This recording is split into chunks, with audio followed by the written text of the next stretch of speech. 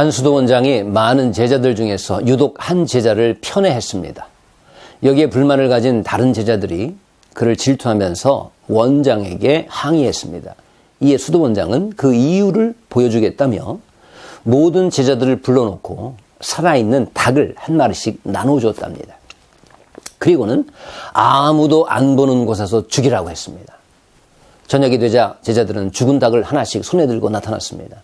하지만 수도원장이 특별히 사랑하는 그 제자만큼은 다른 제자들이 모두 돌아올 때까지 나타나지 않다가 살아있는 닭을 그대로 손에 들고 제일 마지막에 들어왔다는 것입니다.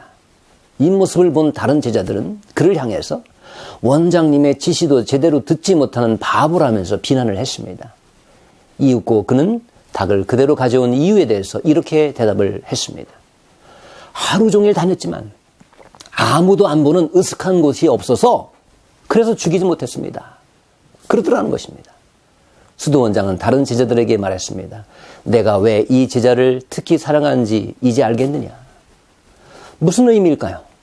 그 제자는 아무도 모를 자기만의 으슥한 곳을 갖고 있지 않았던 것입니다. 사람이 여러분 왜 그리고 어떻게 악을 도모하게 될까요? 아무도 모를 자기만의 으슥한 곳이 자신 안에 많이 있기 때문입니다. 주변에 사는 가운데 많이 있기 때문입니다. 하나님이 하루 24시간 자신과 동행하심을 믿는 사람, 즉 자신 안에 늘 성령님을 모시고 사는 사람이라면 아무도 안 보는 곳이 있을 수 없기 때문입니다. 하나님이 우리에게 가장 원하시는 것이 무엇일까요?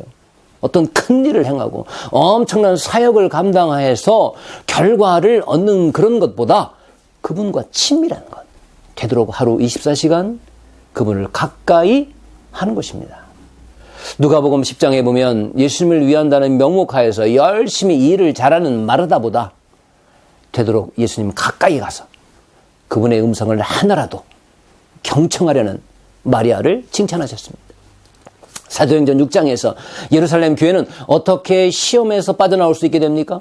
구제와 봉사의 사역을 열심히 하는 것보다 하나님은 당신과 더 친밀해질 말씀 그리고 기도에 집중하기를 원하신다는 사실을 깨닫게 되면서입니다.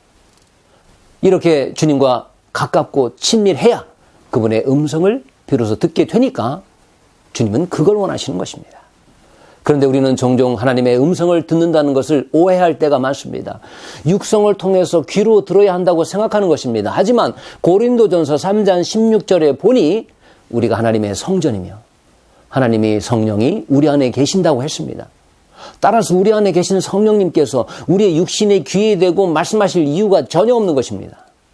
요한복음 14장 26절에 보면 성령께서 모든 것을 우리에게 가르치시고 주께서 하신 모든 말을 생각나게 하신다고 했습니다. 바로 우리의 마음에 우리의 생각을 통해 말씀하시면 되고 우리의 생각이 그 통로가 되는 것인데 우리 안에 계신 성령님께서 우리의 귀에다 대고 말씀하실 이유가 전혀 없는 것입니다. 우리 귀가 왜 있습니까? 아무리 속삭여도 듣지 못할 거리가 중간에 있으니까 공기를 통해서 소리를 보내서 귀 안에 고막을 진동시켜서 그 소리를 듣게 하려고 귀가 있는 것입니다.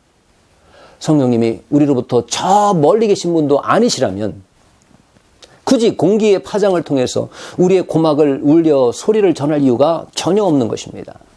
그렇습니다. 주님의 음성을 듣기 위해서는 주님과 가까워져야 합니다. 사랑하는 연인들은 항상 속삭입니다.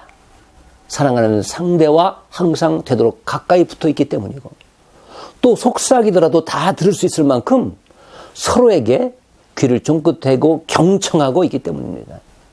사실 우리가 하나님의 뜻이 무엇인지 모르기 때문에 이렇게 우왕좌왕하는 것이지 주님의 뜻을 알 수만 있다면 여러분 뭐가 걱정이 되겠습니까? 이제부터 우리는 되도록 주님께 가까이 가야 합니다. 이게 최선인 것입니다. 그분과 친밀해야 합니다. 뭘 잘하려고 하기보다는 그분과 친밀하고 그분의 음성을 들어야 할 것입니다. 그리고 그분의 음성을 들을 수만 있다면 여러분 늘 승리하게 될 것입니다. 주님을 더 가까이에 모시고 그분을 늘 경청할 수 있는 저와 여러분 우리 모두가 되시기를 주님의 이름으로 축원합니다.